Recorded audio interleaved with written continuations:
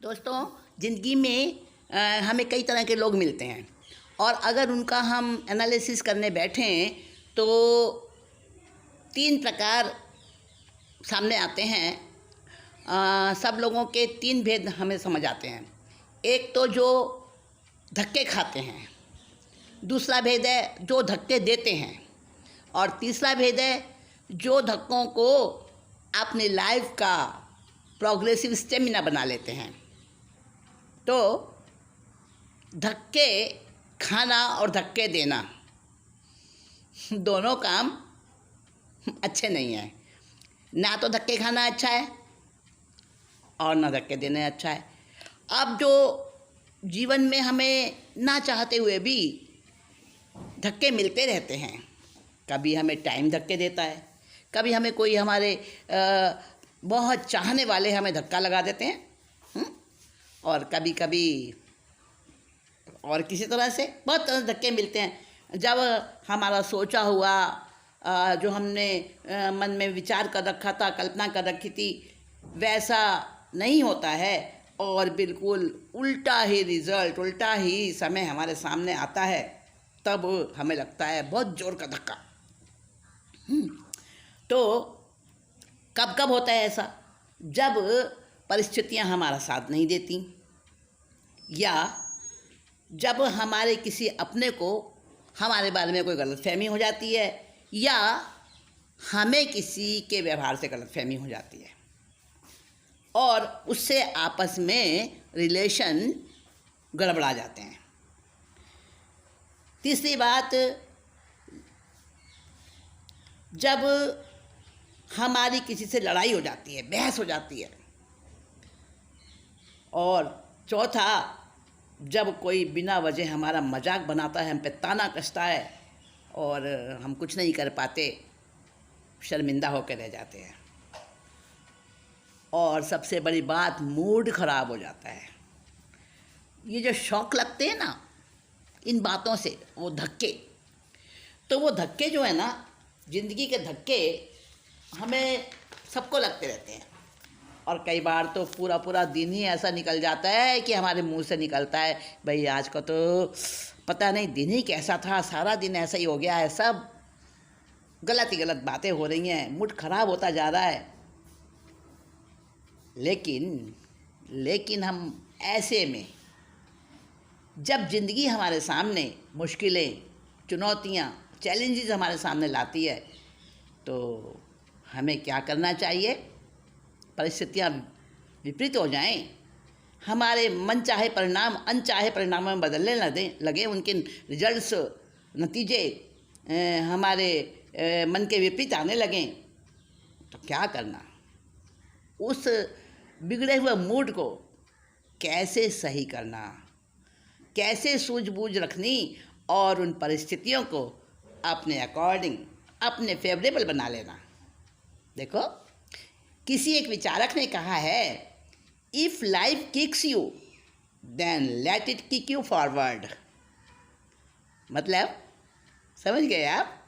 If life kicks you then let it kick you forward.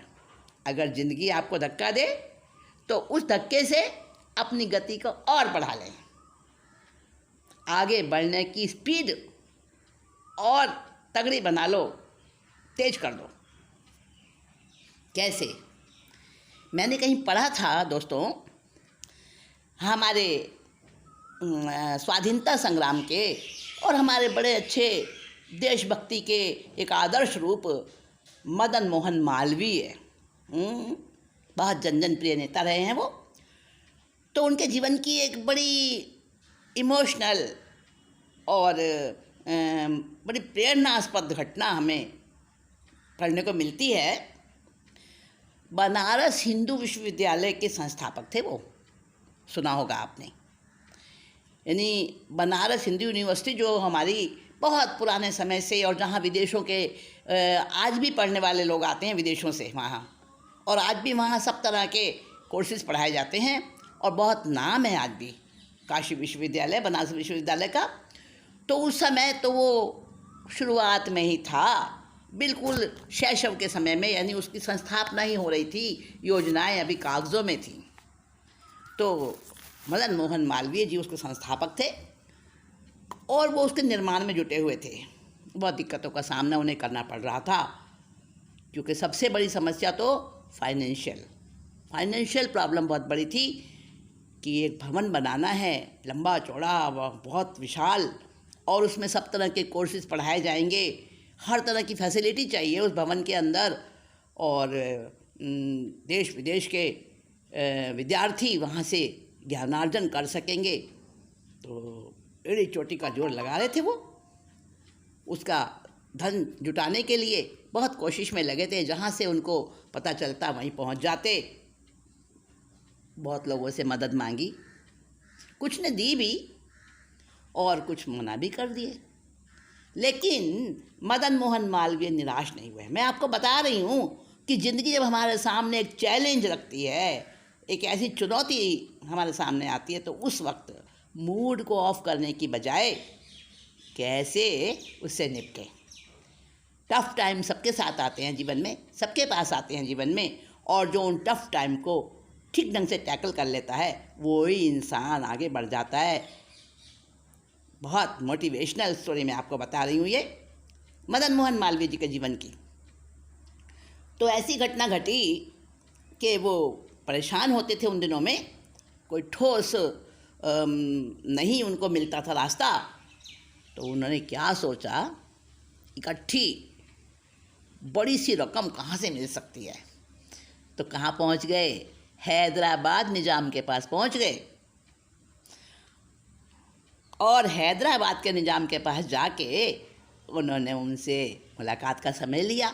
समय मिल गया और जब उनके सामने गए तो उनसे कहा, जी हिंदू विश्वविद्यालय में बना रहा हूँ और उसकी संस्थापना का वो चल रहा है, अभी हमारा जो मानस उसमें लगा हुआ है, तो उसके लिए आप से मैं लेने आया हूँ, जो भी आप आर्थिक सहायता दे सकें। आप तो निज़ाम है, हैदराबाद के निज़ाम है, बहुत बड़ा आपका पद है, बहुत बड़ा आपका कद है। अब जब हिंदू विश्वविद्यालय का नाम सुना तो वो निज़ाम तो भड़क गया। नेचुरल था उसका भड़कना, बहुत भड़क गया बुरी तरह। और इतना ज़ोर से उसको गुस्सा आया ना कि उसने क्या किया, दोस्तों आप यकीन नहीं करोगे, सच्चाई है मैं जो आपको बता रही हूँ। उसने निज़ाम ने क्या किया, अपना जूता निकाला और मालवीय जी के ऊपर फेंक दिया गुस्से में, और गरज कर कहने लगा, हिम्मत कैसे हुई तुम्हारी, अरे हिंदू विश्वविद्यालय बना रहे हो और मेरे से पैसा मांगने आए हो, ज़रूरत कैसी की तुमने। अब सोचो कि कितना बड़ा चैलेंज था ये। पर मदन मोहन मालवीय जी ने क्या रिएक्शन किया, आप देखिए।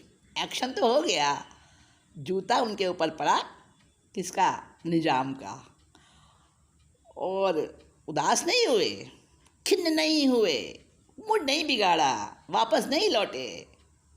कहा नहीं, मैं इस परिस्थिति से ही, इस धक्के से ही अपनी मंजिल आसान बनाऊंगा।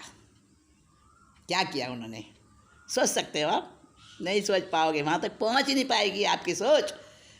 उन्होंने क्या किया, निज़ाम का जूता उठाया और कहाँ पहुँच गए, हैदराबाद के मेन मार्केट में पहुँच गए, जो पूरा भीड़ भाड़ बड़ा इलाका था, बाज़ार, जहाँ पर लोग खरीद फरोख्त कर रहे थे, दुकानें और सब तरह का वहाँ पे लेन देन हो रहा था।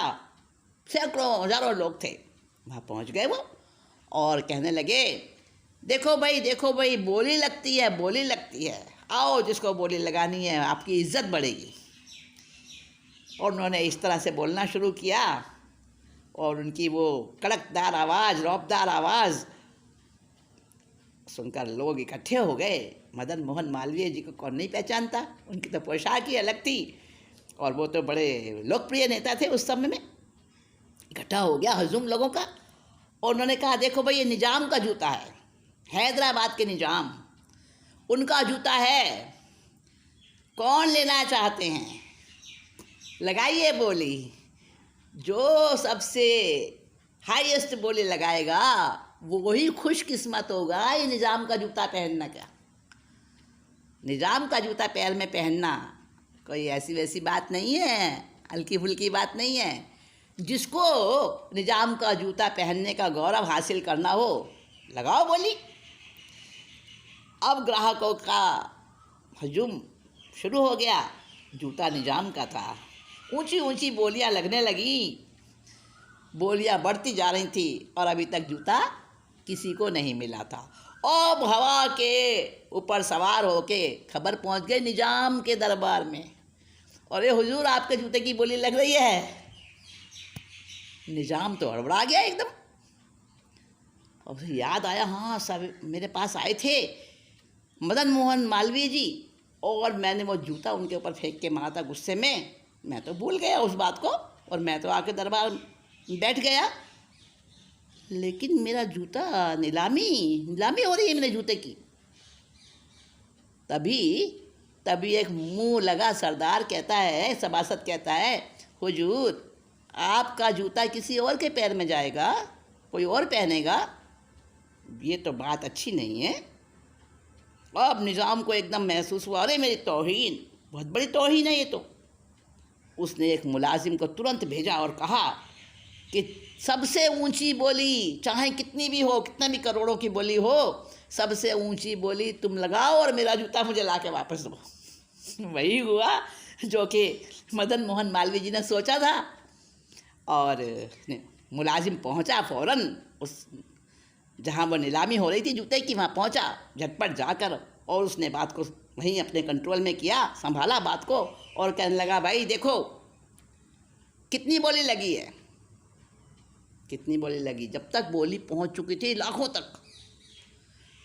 और निजाम के उस मुलाजिम ने अपने मालिक के हुक्म अनुसार, कि उसको मिल चुका था, पूरी लाइन क्लियर उसको हो चुकी थी कि चाहे जितना भी देना पड़े तुम बोली लगाना सबसे ऊंची और जूता मेरे को ला के देना। तो उसने तो करोड़ों में बोली लगा दी और जूता वापस निजाम के ही पास पहुंच गया और बहुत तगड़ी रकम मिली इनको, मदन मोहन मालवीय जी को, जो कि उन्होंने बनारस हिंदू यूनिवर्सिटी बनाने में, निर्माण में और बड़ी मददगार बनी वो रकम। तो मैं आपको ये बताना चाह रही हूँ, ऐसे बहुत सारे उदाहरण हैं महापुरुषों के जीवन के, तो जो धक्के को भी अपने लिए एक पावरफुल स्टेमिना बना लेते हैं और अपनी मंजिल तक आगे बढ़ते जाते हैं, रफ्तार और तेज कर देते हैं अपनी प्रोग्रेस की। जब तीर कमान के ऊपर आता है ना, कमान के ऊपर जिस समय तीर को रखा जाता है और उसको ताना जाता है, लक्ष्य साधा जाता है, तो पहले थोड़ा सा तीर कमान उसको पीछे, पहले तीर को पीछे की ओर खींचती है और फिर वो दूर जाता है। वैसे ही पिस्टल से गोली चलती है ना, तो बिजली की गति से निकलकर अपने लक्ष्य को तभी पहुंच पाती है जबकि ट्रिगर को पहले पीछे की तरफ खींचा जाता है। समझे आप? इसलिए जीवन में कुछ भी अनपेक्षित घटे तो मन को उदास नहीं करना और ये समझना कि इसमें मेरे लिए कौन सी ऐसी कीमिया छिपी हुई है, उस कीमिया को ढूंढना और उस कीमिया को ढूंढकर और उसको किसी तरह से कैसे करना, उसको अपने लाइफ का एक ऐसा इशू बना लेना, उसको ऐसा चैलेंज एक्सेप्ट कर लेना कि हमारे जीवन का जो लक्ष्य है वो और पास आ जाए, हमारी प्रोग्रेस और तेज़ी से होने लगे। तो मूड को ख़राब नहीं करना। धक्के तो मिलेंगे, ज़िंदगी है इसका नाम, ये धक्के देगी, परंतु उन धक्कों को हम किस तरह से टैकल करते हैं, किस तरह से उनको हम अपने साथ में, अपने सोच में कैसे उसको जगह देते हैं, ये हमारा अपना व्यक्तिगत मामला है। तो दोस्तों, बहुत सारी घटनाएं हैं, लेकिन सबसे बड़ी बात यह है कि हम गलत फहमी ना पड़ने दें। अगर जहाँ गलतफहमी हो जाए हमें या किसी हमारे अपने नज़दीकी व्यक्ति को, हमारे मित्र को, हमारे परिचित को, हमारे परिवारजनों को कोई गलतफहमी हो जाए तो तुरंत उसको स्पष्ट कर लो, बड़े विवेकपूर्वक तरीके से बातचीत करके सुलझा लो, जिससे कि वो बहस और लड़ाई ना बन सके। दूसरों पर आरोप ना लगाओ, अपनी ज़ुबान पर ब्रेक लगाओ और सोचो कहीं मेरी गलती तो नहीं है इसमें। तो थोड़ा सा हम अगर सोच लें, एक वैज्ञानिक हुए हैं मैथ्यू लिबरमैन, जो कि न्यूरो साइंटिस्ट हैं, तो उन्होंने शोध की है। उन्होंने बताया कि हमारा फ्री फ्रंटल कॉर्टेक्स जो होता है वो हमारे ब्रेन में होता है। मस्तिष्क में एक अंग होता है फ्री फ्रंटल कॉर्टेक्स, और एक होता है एमिग्डाला। एमिग्डाला और फ्री फ्रंटल कॉर्टेक्स जो होता है, उन दोनों के बीच विपरीत संबंध होता है, उल्टा संबंध होता है। जब एमिग्डाला ज़्यादा फास्ट होता है तो फ्री फ्रंटल कॉर्टेक्स ढीला पड़ जाता है। जब फ्री फ्रंटल कॉर्टेक्स एक्टिव होता है तो एमिग्डाला की जो स्पीड है वो हल्की पड़ जाती है। तो एमिग्डाला जो है वो तो हमारे सेंसेशनल यानी कि इमोशनल पक्ष को संचालन करता है, और फ्री फ्रंटल कॉर्टेक्स जो है वो हमारे बुद्धि से ज़्यादा जुड़ा होता है, सूझबूझ के लिए जिम्मेदार होता है। तो जब हम किसी से बहस करते हैं ना तो एमिग्डाला इतना एक्टिव हो जाता है और फ्री फ्रंटल कॉर्टेक्स को मतलब आगे ही नहीं आने देता। फ्री फ्रंटल कॉर्टेक्स क्या करता है? सूझबूझ, निर्णय, विवेक, वो फ्री फ्रंटल कॉर्टेक्स का काम है। तो एमिग्डाला इतना ज़्यादा एक्टिव हो जाता है, इतना ज़्यादा हैवी स्पीड पर हो जाता है, इतना ज़्यादा फास्ट हो जाता है कि वो फ्री फ्रंटल कॉर्टेक्स अपना काम कर ही नहीं पाता। तो जब देखें कि कोई बहस होने लगी है तो शांत हो जाएं, हम तुरंत अपना रिएक्शन ना करें और ठंडा होकर आराम से बैठ जाएं। कोई हम पे ताना कसे, कोई हमारी बेइज्जती वाले कोई शब्द बोले, हमारा मूड ऑफ करने वाली बातें करे, तो हम हाजिर जवाब बन जाएं। जैसे कि अकबर और बीरबल की बात सुनी होगी ना। अकबर और बीरबल नदी के किनारे बैठे थे और नदी में माला थी, वो फूलों की माला, वो बहती बहती आ रही थी। तो अकबर को मजाक सूझी और अकबर ने कहा, बीरबल माला दो। अर्थात अकबर ने दो अर्थ वाली बात कही, माला दो। एक तो माला ला दो मुझे जो बह रही है, दूसरा अर्थ उसका निकल गया, अपनी माँ मुझे दे दो, माला दो। अब बीरबल भी कहाँ चुप बैठने वाला था, बीरबल ने तुरंत कहा, बहने दो झापड़ा, बहने दो। अर्थात अकबर की बात का जवाब दिया। अकबर ने कहा मुझे माला ला कर दे दो, तो बीरबल ने कहा बहने दो। लेकिन जब अकबर अगर उस भाव से कह रहा है कि मुझे अपनी माँ दे दो, तो बीरबल ने कह दिया अपनी बहनें मुझे दे दो। तो अकबर वहीं चुप हो गया।